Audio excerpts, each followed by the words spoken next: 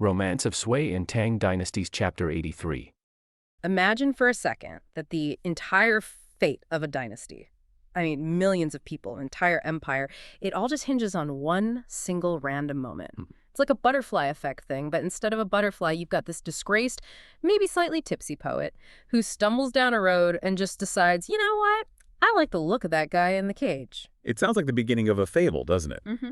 But this is, or at least how it's dramatized, a really pivotal moment in the Tang Dynasty. Totally. It's one of those moments where you just realize history hangs by such a fragile thread. Exactly. Chapter 83 of the Sui Tang Yanyi, the romance of the Sui and Tang dynasties.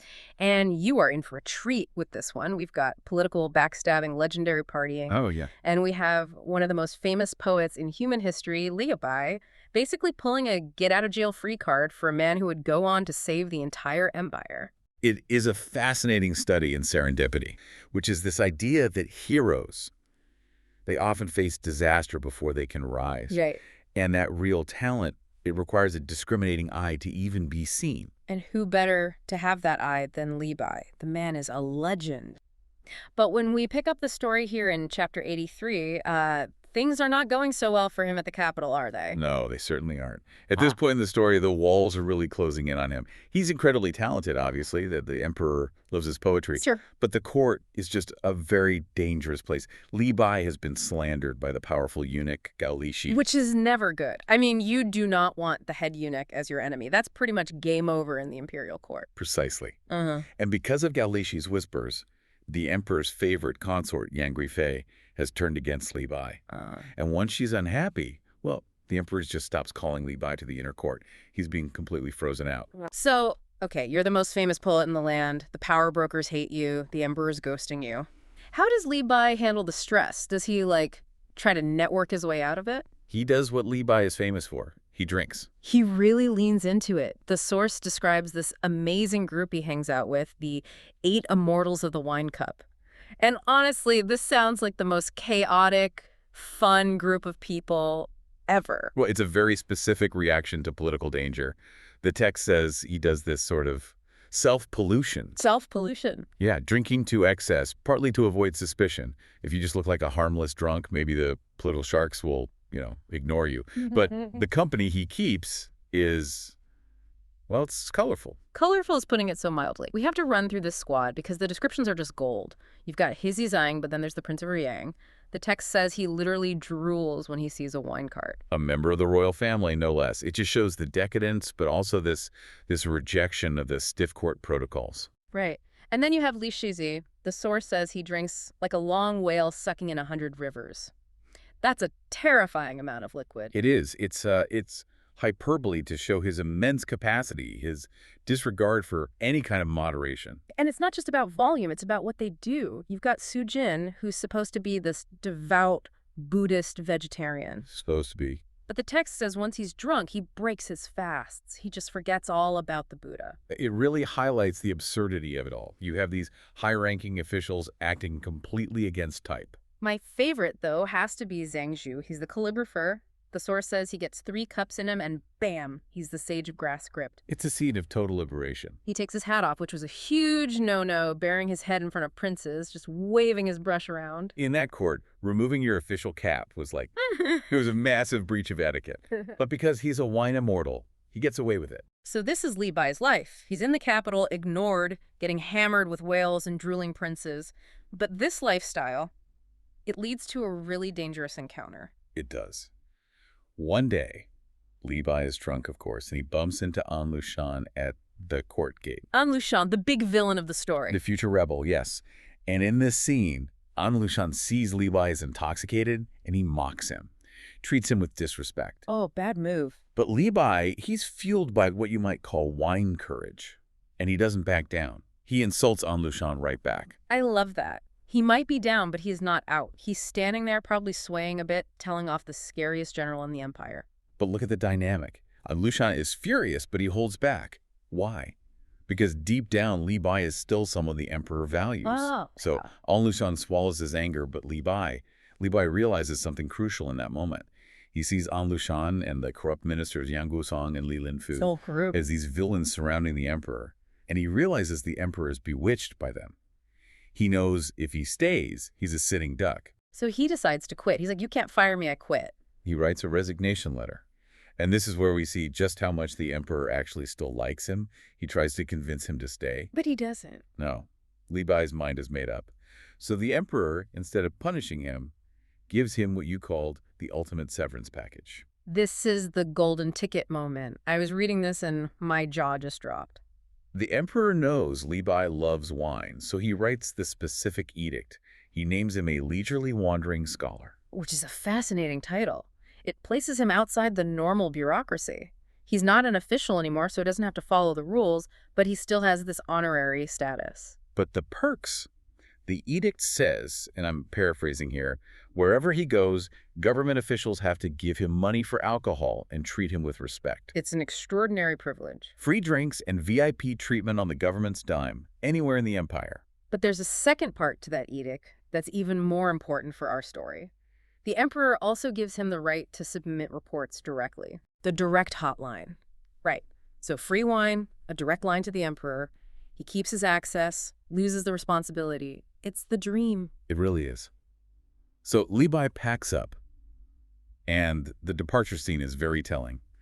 His friends, the immortals, they see him off for 100 miles. But the villains, Yang Luzong, Gao Lishi, and Lushan the Source, says they harbored hatred and did not send him off. It draws this really clear line, doesn't it, between the honorable men who value talent and the petty officials who only care about power. So Li Bai hits the road. He's traveling, enjoying the scenery, presumably flashing his golden ticket at every magistrate to get his bar tab covered. He's living the life.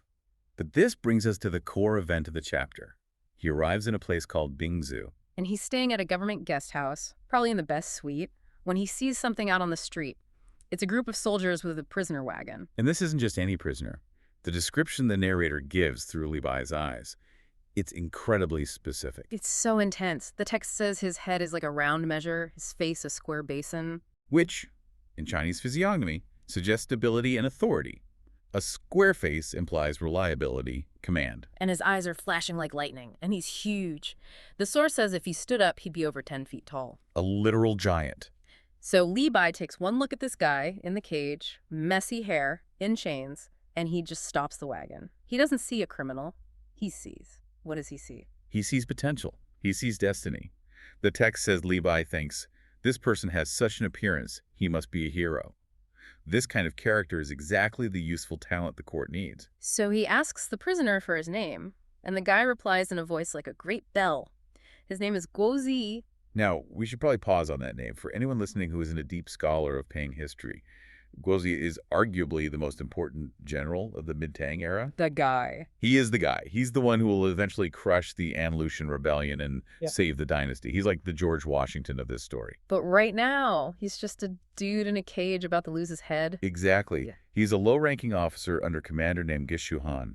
So why is he being executed? What did he do? It's a tragic case of military accountability.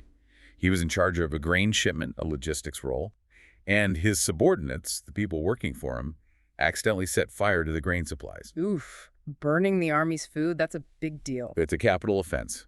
In a pre-modern army, you starve the troops, you lose the war. So under martial law, the commander takes the blame. The law says Guozi must die. So Li Bai, who has never met this man before in his life, decides to intervene. He tells the guards, hang on, don't take him away yet. I'm going to go have a word with your boss. And this just shows the power of Li Bai's reputation. The guards actually listen to him. They pause an execution because the leisurely wandering scholar said so. So Li Bai marches into the headquarters of Gishu Han. Now, Gishu Han is a tough military man, but even he is a bit starstruck, right? Oh, he is. He's heard of Li Bai's fame like thunder in his ears. He opens the gate, invites him in, treats him with immense respect. But when Li Bai asks him to let Guozi go, Gishu Han pushes back. He has to. He explains that military law is strict. He says, I really want to listen to you, but burning grain is a major crime. I can't just release him. It's a standoff, the strict military commander versus the free-spirited poet. But Li Bai has that ace up his sleeve. The golden ticket, the direct hotline. Exactly. Li Bai says, fine, don't you break the law, just delay the execution. I have an edict allowing me to petition the emperor directly. I'll write to him. I'll take full responsibility. And Gishu Han agrees. He's relieved. He says, if you do that, then both kindness and law are satisfied.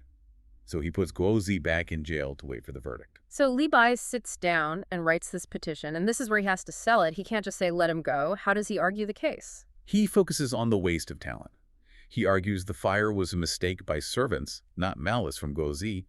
But more importantly, he emphasizes Guo's heroic talent and strategic value.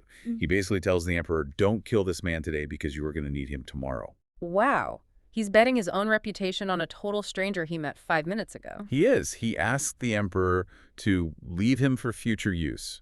It's like asset management for the empire. And because Li Bai is still the emperor's favorite wandering scholar, the petition actually works. The reply comes back quickly. The emperor approves. The servants who started the fire are executed, which is harsh but typical for the time. Right. But Guozi is pardoned. He's allowed to redeem himself through future service. And just like that, the future savior of the Tang dynasty is pulled out of the execution line. Or because a drunk poet got kicked out of the capital and decided to go sightseeing in Bingzhou. It's incredible. The source material has a poem that just sums it all up. It says, heroes often face disaster, but are saved by those with eyes to see. That discriminating eye, that's the key. It's so ironic, though. If the villains back in the capital and Lushan Lishi, if they hadn't slandered Li Bai and forced him to leave, he never would have been on that road. He never would have seen the wagon. Guozi would have been executed, and the history of China could have been completely different. It's the paradox of the villain, isn't it? By trying to destroy Li Bai, the corrupt officials inadvertently set in motion the very events that would save the empire from their own future screw-ups. They sent the savior's savior to the right place at the right time. The savior's savior. I like that. Li Bai didn't lead the armies, but he saved the man who did. And that reflects the source's view on the gentleman, the Junzi. Yeah. Li Bai acts not for personal gain, he gets nothing from this, but for the good of the state. He sees value that others who are blinded by rigid laws or just jealousy, they just miss it. It's a beautiful contrast. The villains are blinded by greed, the generals blinded by the letter of the law. But the poet sees the truth. The poet sees the human being inside the cage. Okay, let's shift scenes. I want to kick things off with a rhyme. It's a folk rhyme from the period we're looking at, and it's not exactly Twinkle, Twinkle, Little Star. No, it's pretty chilling, actually. It signals this massive psychological shift across the entire empire. Right. It goes, don't be happy about giving birth to a boy. Don't be sad about a girl. Which, if you know anything about, well, any traditional patriarchal society, but especially dynastic China, that's completely backwards. The whole system is built on sons. They carry on the family name. They get the land. They were your retirement plan. But this rhyme, it tells you the world has been turned upside down. It's basically saying to people, forget boys. If you want real power, if you want wealth and access, Need a daughter. we need a daughter. Yeah. And specifically, a daughter who can make it in the imperial court. And that brings us to the rise of one specific family, the Yangs. It does. And look, if you think you've seen dysfunction in modern politics or, I don't know, extravagance on reality TV, You haven't seen the court of Emperor Xuanzong. not even close. It is a wild ride. On one hand, you have a prime minister who's basically running a political murder factory through the legal system. And on the other, you have the emperor's in-laws treating the national treasury like it's their personal ATM. It's like Game of Thrones meets the Real Housewives, but the stakes are the actual collapse of the Tang dynasty. Okay, so let's set the scene. We're in the capital, Chang'an. It's supposed to be this golden age, right? Art, poetry, the Silk Road. It is. But if you're inside the court, it doesn't feel golden. The word that comes to mind is claustrophobic. Yes, there's this thick paranoia hanging over everything, and it's all coming from one man, The prime minister, Li Linfu. our architect of fear. He's such a fascinating villain because he's not some big general. He's a bureaucrat. The histories say he had honey in his mouth, but a sword in his belly. The kind of guy who smiles at you while he's signing your death warrant. Exactly. And in this chapter, he is on an absolute war path. But the question is, why? He's the prime minister. The emperor trusts him. He seems untouchable. So what's he so afraid of? The future. Years ago, Li Linfu backed the wrong horse in the succession race. He put his chips on a guy named Prince Shou. But the emperor chose Prince Zong instead. And now Prince Zong is the crown prince. He's the heir. And Li Linfu knows the second the old emperor dies, He's a dead man. it's pure political survival. He looks at the crown prince and he sees his own executioner. So he decides he has to strike first. Yeah. He has to destroy the crown prince before he can inherit the throne. That's incredibly bold. I mean, you're targeting the future emperor. You can't just, stab him in a hallway. No, it's too messy. Li Linfu is smarter than that. He works through the law, or rather he weaponizes it. He has this network of cronies the text calls his hawks and dogs. Hawks and dogs. I love that. It's so visceral. It is. And these guys, men like Lushan and Ji Wen, their entire job is to manufacture conspiracies. They find a tiny rumor and they pull on that thread until they can hang you with it. But how do they get to the prince? He's supposed to be protected, secluded. You don't go for him directly. You go for his support system. They target his brother-in-law, a guy named Wei Jian, and a general, Huang Fu Weiming. And the accusation is what? The classic, high treason. They claim these two are plotting to overthrow the emperor and put the crown prince on the throne early. The one thing guaranteed to make an aging emperor turn on his own son. It is a masterstroke of psychological manipulation. And the emperor falls for it, hook, line, and sinker. He orders an immediate investigation. And I'm guessing this investigation isn't about finding facts. Not at all. It's about getting a confession. Li Linfu's hawks and dogs drag these men in and they beat them until they talk, or until they die. The crown prince has to be watching this just in a cold sweat. He's beyond sweating. Yeah. He is in an absolute state of panic. And this leads to what is, for me, one of the most shocking moments in the text. What does he do? He tries to save himself with a PR move. He formally petitions the emperor to let him divorce his wife, the crown princess. Wait, what? He tries to divorce her? Why? Because she's from the Wei clan. She's Wei Jian's sister. The prince is basically screaming to his father, "Look, I'm cutting all ties. I hate them too. Please don't kill me." That is just, it's survival mode at its absolute ugliest. Imagine being her. It's heartbreaking. The emperor actually refuses the request, probably for appearance's sake, but the message is sent. The crown prince is now totally isolated. And Li Linfu doesn't stop there, does he? No. A wounded enemy is a dangerous enemy. He pushes it all the way. Wei Jian and General Huang Fu are forced to commit suicide. The board is clear. The heir to the throne has no one left to protect him. It's so suffocating. Reading this, you just keep waiting for someone, anyone, to stand up and to say, this is insane. You want a hero to walk in. Exactly. And surprisingly, one does. We get the story of General Geishu Han. Yes. This part felt like a scene out of an old Western. The lone, honest sheriff riding into a corrupt town. It really does. So Li Linfu is at it again. Same playbook. He's trying to frame another really capable general, a man named Wang Zongxi, accusing him of, you guessed it, plotting with the crown prince. The man is relentless. He's just taking every competent person off the board. He is. So, to build his case, the emperor summons one of Wang's subordinates to the capital to testify. That subordinate is Geishu Han. Now, he's a rough military guy from the frontier, not a slick court politician. And his friends know this. They basically tell him, look, you're walking into a shark tank. You can't just go in there with the truth. You need to bring gold, silk. You have to bribe everyone. Which was just how things were done. You paid for justice in Li Linfu's court. But Geishu Han says no. And he drops that incredible line. It's one of the best in the book. He says, if justice still exists, the emperor won't execute an innocent man. If there is no justice, what use is gold? What use is gold? Wow. He's essentially saying the whole system is either worth saving or it's not, but I'm not going to play by its corrupt rule. It's a total rejection of the rot. So he goes before the emperor empty-handed. And you have to picture this. The emperor is surrounded by yes-men. He hasn't heard an honest word in years. And Geishu Han gives it to him straight. He does. He just uses raw, simple logic. He says, Your Majesty, look at the crown prince. The man lives in terror, in seclusion. How on earth could he be coordinating a coup with a general hundreds of miles away on the border? It makes no sense. He's fighting paranoia with common sense. And he's so emotional, tears are apparently streaming down his face. And because it's so raw, so honest, it breaks through the bubble. The emperor has this moment of clarity and says, wait, this must be a lie.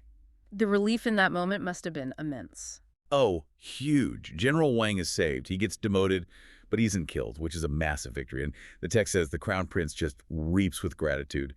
Someone finally stood up for him. So there's this tiny glimmer of hope on the political front, but, and there's always a but, while this is happening, the social life of the court is going completely off the rails. Yes. We have to talk about the Yangs. The family of the emperor's favorite, consort Yang Guifei. And when we say they were living large, That is a serious understatement. Opulent doesn't begin to describe it. You've got Yang Guzong, a cousin who's now a top official, and consort Yang's three sisters, the ladies of Han, Guo, and Qin. And they have these mansions in the capital. The source describes this insane, construction war between them. It's completely absurd. Their palaces are all built right next to each other. Yeah. And if one sister, say the Lady of Guo, wakes up and sees her neighbor's new garden pavilion is nicer than hers, She doesn't just add on. no. She tears her entire house down to the foundations and rebuilds it from scratch, just to one-up her own sister. With state money. Of course. It's just burning through the treasury to please the emperor's favorite consort. But honestly, the money isn't even the most scandalous part. It's the behavior, especially from the Lady of Guo. Guguofuren, the wild child. To put it mildly, Yeah. she's the most beautiful, the wealthiest, and by far the most reckless.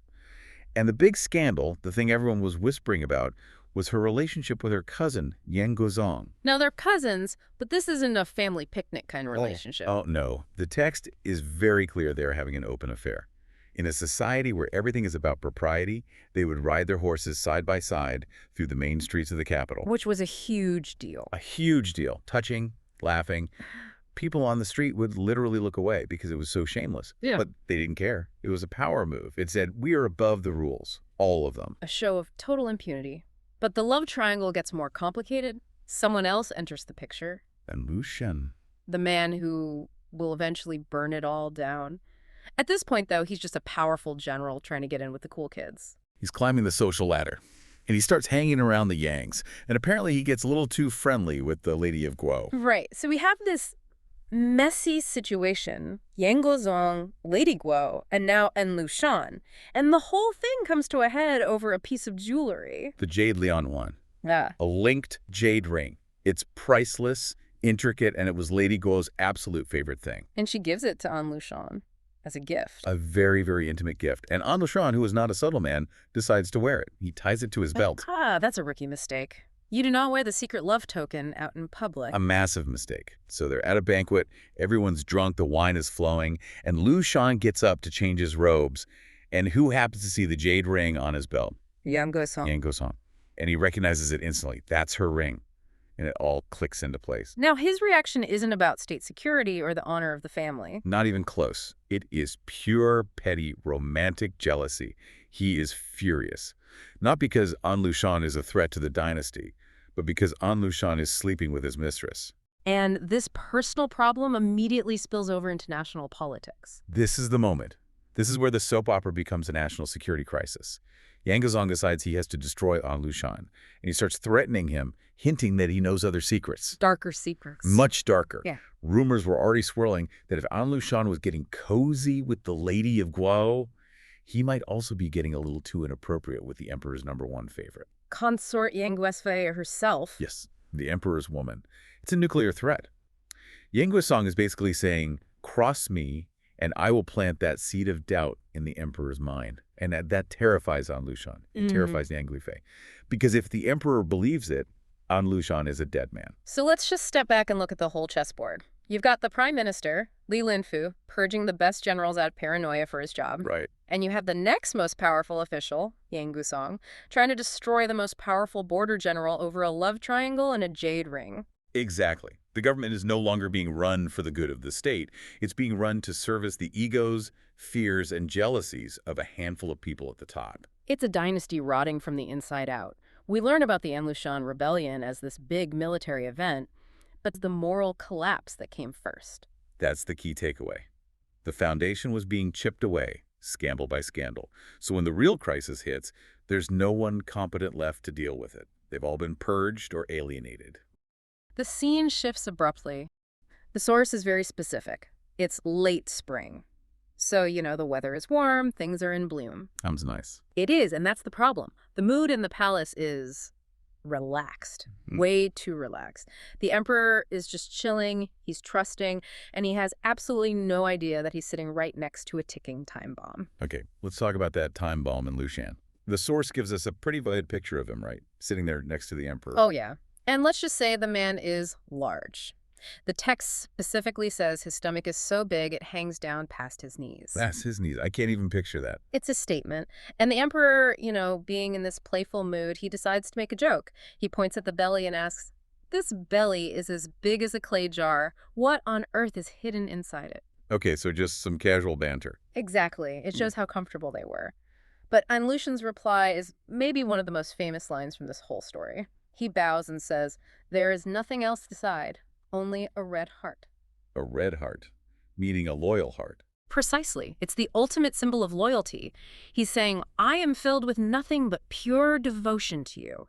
And the emperor, he just loves it. The text says he was delighted. Right. There's always a but. There's a huge but. This is where the narrator of the story just steps in and basically breaks the fourth wall. Right, and sort of wags a finger at the reader. Totally. The narrator says humans hide their hearts and they cannot be measured, and then goes on to say that while Lushan claims to have a red heart, his real heart is black as ink, thievish, and wolf-like. Wow, wolf-like. That's not subtle. No, and it creates this incredible dramatic irony. We, the raiders, know he's a monster, but the emperor is just sitting there, completely charmed. The source even calls the emperor's heart foolish for falling for it. That foolishness, that willingness to be flattered, it really sets the stage for the next scene, doesn't it? It does, and this is where things get much more intimate and much more dangerous. We're moving from the throne room to, what, the bathhouse? Basically. Lady Yang Kuai-fei, has just finished bathing in something called orchid soup. It's all very luxurious. And the emperor is waiting for her. He is, and the description is so poetic. She's shining like jade, wearing lazy makeup. I love that detailed lazy makeup. Yeah. Like, she's so stunning she doesn't even have to try. Exactly. And she's in these light, loose clothes to catch the breeze, and the emperor is just entranced. He tells the maids to leave her alone, that she looks like a lotus flower rising from the water. He is completely smitten. Yeah. But this is where it gets awkward. Very. He gives her some of this foreign, exotic, fragrant dew, like a fancy perfume or lotion, and he sits there and watches her apply it. It's just a very private moment. It's voyeuristic, Yeah. and while she's putting it on, her sleeve slips back and it reveals her chest. A wardrobe malfunction. Okay. And the emperor, what does he do? He recites a line of poetry. He says her skin is soft and warm, just like chicken head meat. Okay, hold on. Chicken head meat, that does not sound romantic at all. I know, it really doesn't translate well. He's not talking about a chicken head. He's referring to an aquatic plant, the foxnut. The seed inside is white and has this very delicate, soft texture. Ah, okay, so it's like saying her skin is as soft as a peeled grape or something. Exactly. It's a compliment about the texture, a very sensory observation. That makes more sense. But then on Lushan, who's been sitting there this whole time. He decides to join in. And this is the moment the heir just leaves the room. What does he say? He completes the couplet. He chimes in with smooth and greasy like border butter. Smooth and greasy. Not great, but he's comparing her skin to, cheese or butter from his homeland. But the implication, that's the real problem. It's a catastrophe. The maids turn pale. Lady Yang is terrified because you have to ask yourself, how would he know her skin feels like butter? Exactly. The emperor said it looks soft, like the plant. And Lushan's comment implies he's touched her. He has tactile knowledge. Yes. The source is explicit. It says, if he hadn't touched it with his own hands, how would he know it was slippery like butter? You feel slippery, you don't see it. So everyone freaks out. Mm-hmm. Lady Yang thinks the game is up. This is treason. It is. This is a death sentence. And what does the emperor do? He laughs. He laughs it off. He just points at Lushan and says something like, it's funny that a barbarian boy also knows about butter. So he just chalks it up to a cultural quirk. Oh, that's just...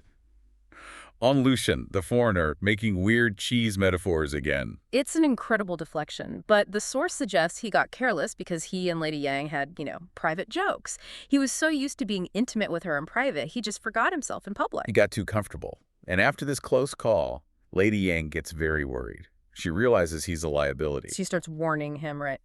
You need to be careful. My cousin is watching you. And that brings us to the political chess game happening in the background. Right, because while the emperor is laughing about butter, there are sharks circling. Namely, Yang Gusong and the prime minister, Li Linfu. Let's break them down. Yang Guzong is Lady Yang's cousin and a major politician. And he sees An Lushan as a huge threat. He wants him gone. He's actively looking for a way to get him out of the capital. Okay, so he's the rival. Mm. Then there's Li Linfu, the prime minister. What's his motivation? His motivation is, well, it's pure, corrupt self-preservation. He pushes through this very specific policy. He petitions the emperor, arguing that border commanders should only be foreigners or fanren. And his official reason? The stated reason is that scholars, the usual officials, are cowards, and that foreigners are natural-born warriors better suited for the job. But what's the real reason? Job security. Right. In the Tang system, a scholar official could go win a big military victory, come back to the capital, and become the next prime minister. So Li Linfu wants to slam that door shut. He wants to break that career path. He knows a foreign general would never be considered for his job.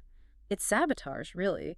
He's weakening the entire military leadership structure just to protect his own position. And the emperor, of course, just agrees. He signs off on it. And in doing so, he basically hands the keys to the kingdom to the one person who benefits most from this policy. And Lushan. And Lushan.